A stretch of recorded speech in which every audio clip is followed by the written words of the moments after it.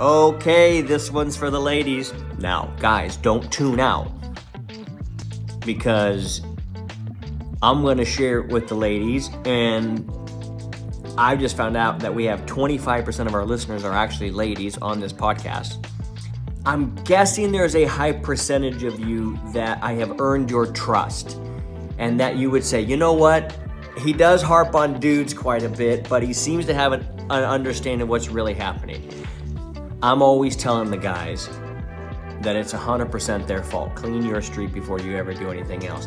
And I believe that 95% of the problems in relationships do stem from the man. But that doesn't mean that you're off the hook, obviously. If you're listening to the podcast or any podcast, the simple truth of it is you get to take ownership of your side of the street as well, for no other reason than it actually just makes you a better woman.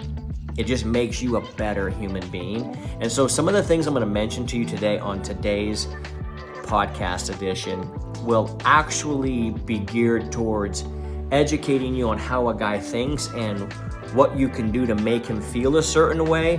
But ultimately, you living to a high standard leads one to the conclusion that if I'm going to live at a high standard but my spouse is not, that me sticking around or staying here is me settling.